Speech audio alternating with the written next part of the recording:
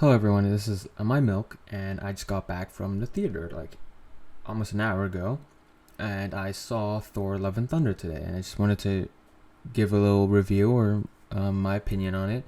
So, getting straight to the point, there won't be any spoilers in this. I'll keep this spoiler free. I might hint at some spoilery things, but I won't directly address it, so don't worry about it. So, getting straight to the point, it's a decent movie. It is not bad. It's not great, but it's a decent movie. And now, first of all, the plot. Talking about the plot, I think it's a decent plot. It's not awful. There's obviously certain times where it's like, what? Or really? Like, there were definitely moments like that, but I don't think I've seen a movie recently that didn't have this type of feeling to it. Um, so comparing this to the previous Marvel movie, Doctor Strange and the Multiverse of Madness, this movie feels a lot more natural, I suppose. There aren't as many convenience moments as Doctor Strange did with America Chavez being able to just get him to where they need at the right time. This movie had convenience things where it's like, oh, what happened? Oh, why? There's a little bit of a justification behind it, and I think that's really good. It's a lot more natural to watch than Doctor Strange for sure. Um, and the general plot isn't awful, but I think it could have been better, I suppose. Uh, I'll talk about this later on with a specific character, but there were just definitely some moments where you sit there and it's kind of like, does this really need to happen? And yes, but there could have been another way, I guess. And it's that's a little bit like it's bothering me a little bit, but it's not awful overall. I think the plot is nice. It's quite decent. Now, fight scenes and action scenes. Uh it's decent. It's not awful or anything. I wouldn't say for sure like, hey, watch Thor for their fight scenes. I wouldn't say that though. If you want to watch some pretty, interesting creative fighting, I'd say Shang-Chi is a good place to start. This movie's fight scenes aren't awful, but it's just kind of the same shit. Hammer goes in, hammer comes out, Stormbreaker goes in, the sword, ching ching, boom boom, all that. It's not anything too special. Of course, seeing Mjolnir and Stormbreaker and the electricity shit smacking Gorr's sword. I forgot what it's called already, but it was okay. It was interesting. The choreography, Jane and Thor fighting Gorr, all that was pretty interesting. That the scene is a little bit spoiler, but with some people that just miraculously, it's not miraculously, I guess. Thor just something happens basically, and they are able to help fight the things. That felt really unnatural. That scene was super strange. I didn't like that part. It was unique, but it wasn't my taste. It was weird, and not because of the acting or whatnot. I just didn't have any fun watching that scene. It was just, why? But like, why? And it's supposed to be, Thor saying, hey, like, we're Asgardians or whatnot. But why? I just didn't really get that part. It was strange. I did not see that coming. Probably one of the biggest surprises of the movie, to be honest. Now, moving on to characters. They're great. I think every character is given a chance in this movie to have something more known about them or more depth than just Thor. And I think that's great. Having characters like Korg being able to have somewhat of a backstory. It's not a lot, but it's just a bit more. And I think that's pretty good. I like that quite a bit. Valkyrie's back. And Jane is back as the Mighty Thor this time. It was okay. there are definitely times where this movie felt like it was, you know, trying to shove down love in our throats, basically. Literally every second of this movie is about feelings and emotions and stuff. And I think the characters embody it quite well. All their characters have their like traumas, past, whatever to cope with and to deal with, and it was okay. I think it is love and thunder, and I think that's a good way of expressing it. Although one thing is though, the characters would talk about some things that's supposed to be like, oh, it's it is so important. It's so essential to their character, and it's supposed to create this, the feels for the audience. Like when this person says, "Oh, I have this," and then the audience is supposed to be like, "Oh my god!" Well, if you don't read the comics, right? But like it's like, "Oh my god, no!" But then the next second, it's like, "Oh well, we gotta go beat some ass," and it's like, "Okay, well, time to get my blood pumping in action again." So I think the pace with how the characters talk to each other about their traumas and stuff could have been slowed down a little bit. Let us have it sink in before we switch moods again. And I think the Jane and Thor dynamic is pretty interesting. Like I said, with the combat, it's quite nice to watch. It's definitely super from like a third person view. It is quite painful to sit through. I mean, you have Thor who's like, you never forget your first, and all that. It's super sad to sit there. You're kind of just like, bro, come on, man. It's like watching your friend go through a breakup or whatnot, and just you're at a hangout, their ex is there, and they have to, they're talking, and you're just in pain basically. That part was. It's not bad or anything. It's important. It's key to the story to a certain extent. But it was just personally for me, I didn't like sitting through that.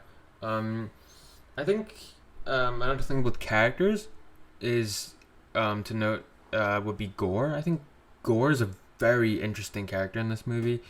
The ending is really strange for Gorr. I don't really understand. The ending was just wild. I didn't see that one coming. It was quite generic, which I didn't expect. I thought we'd have some interesting end, but Gorr is a pretty interesting character, and we sort of get to feel him. We got to understand him, and I think that's great. It's definitely, I feel like Gorr is a better villain, backstory wise, than Thanos, and that's probably because Thanos didn't really get to speak much, I guess, and in was it Infinity War? He just kind of got blasted. But Gorr gets to. There's a scene where they're with him, so the protagonists are with him, and he gives his villain monologue, and I think is really well done. Gorr is quite a terrifying villain, more terrifying in the sense that he's not physically strong. Like if you've seen his physique, he's not he's not a titan like Thanos. He's not like a genius intellect like, I don't know, some other Marvel supervillains, like, I don't know, Green Goblin, I guess. But he has that sense where he is so determined and he's so plagued by vengeance, the idea of vengeance and revenge, to like, I've vowed to kill all the gods. It's really good because, there's a certain extent where you kind of feel with him. It's like, in reality, right? Like, you can pray for something, but it's not guaranteed it'll happen. And Gorr kind of tells that message. He's like, "Yo, I prayed for this. The gods didn't listen. They even mocked me actually when I met him."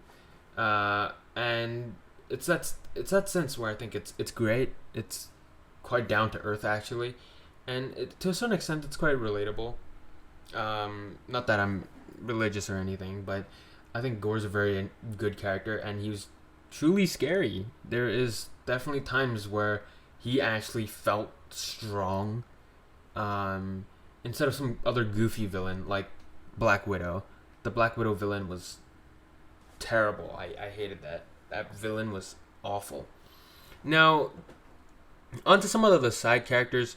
There's a few characters that are quite important. I won't name them, but you'll know when you meet him. It feels weird. Very weird. I don't read a lot of the comics. I don't know if they're comic canon, but they are weird. And not in the sense their acting is weird. Like, it's just meeting them suddenly like that is really strange. I didn't see that coming. And moving on to the omnipotent city with Zeus and all of the other guys. It was a little bit underwhelming, to be honest. In the trailers, it really puts emphasis. I feel like on the omnipotent city with Zeus, all the gods, but in reality, we pretty much got nothing from them. Of course, we got shots of them. We got to know them better. We learned that Zeus is this. You'll know when you watch the movie, and the post-credit scenes also tells you a little bit more about Zeus. But other than that, the gods don't really mean anything in this movie, and I think in a way that's good because it just kind of proves Gorr's point of they're kind of fucking irrelevant. They don't really do anything, and I think that's captured quite well. But having the trailers show like all the gods and all that, really, I've like changed my expectations because I thought we'd get more with the gods and whatnot, but we didn't. So yeah, that's a little bit of a minus. It's a bit of a negative there. And now the soundtrack is great. I don't think a lot of people care about soundtracks, but it's great. I think the music's nice. It fits in with the characters and what they're doing, and it's nice. I'd still say though I really liked I think the Batman's music and shit. I think that was great. But that's a world of a difference. Now, I'm ending this off with cinematography. Decent. It is pretty decent. The shots with the characters, like generally the shots were okay. They're not anything out of this world, but I really enjoyed those scenes where they're in the shadow realm, and they're drained of color. I think that part was really nice. Putting emphasis on the elements, right? The lightning, thunder, and whatnot. I think is really nice. It's pretty cool actually. The fight scenes in the shadow realm were also pretty nice to watch. Even though the lack of color feels weird, because we don't really see that kind of stuff anymore, really. But it worked. It feel like it definitely worked. It pushed the story forward. It allowed us to see things kind of from Gorr's perspective, I suppose, where it's like there is no more, light, like not light, but it's just having that black and white scale thingy. It was just very nice to see. I really like that part. So yeah, I'm really sorry this is not scripted. I just want to put my thoughts into this after seeing the movie. And overall, I'd say it's good. It's a good movie. If you are interested, you can go see it. Does this... now, the question is, does this add anything to the MCU as a whole? Yes. How much? Not a lot, I suppose. The ending can... It can go anywhere, to be honest. I think the ending is quite unique. Never expected that, so that could go somewhere else and create more different stories for the MCU. But I think from the things we've learned in the movie overall, it doesn't really expand the MCU in any way. Of course, introducing Zeus will also lead to introducing another character. Well, you see in the post-credit scenes, which you'll know, but I'm not going to talk about him here. But that is interesting because that character appears in the comics and does have relations to other things, perhaps. So that's pretty cool. Seeing him was definitely a surprise. But overall, you don't really learn a lot. And in from what I saw in the trailers, it's definitely like, oh, the pantheon of gods. You know, we'd meet like maybe the ones from Moon Knight that we just saw with the hippo, Tauret, and I don't know, Khonshu and the other guys.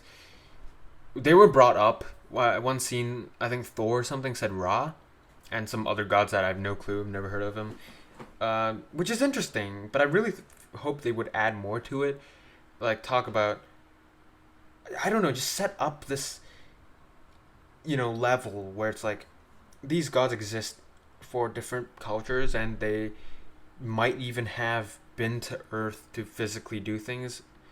I think they could have done a little bit with that, but I understand why they didn't. And there was a screenshot, or like a shot that was released before the movie, which showed Bast or Bastet, which is like cat god in Egypt, and also the one for Black Panther. I thought they would have some sort of reference to that, considering we're having a Black Panther movie soon with the villain being Namor, which probably has more godly connections, but we got none of that. So yeah, overall it's a pretty good movie. You don't really learn a lot from it, but it's a pretty interesting experience. Hey, love is love. There's a lot of scenes where characters are. It clearly is, pride orientated, and I think that's great. No complaints. I think progression is nice. That was fine. Don't have a problem with it. But yeah, that's just about it. Yeah, not scripted. I'll see ya.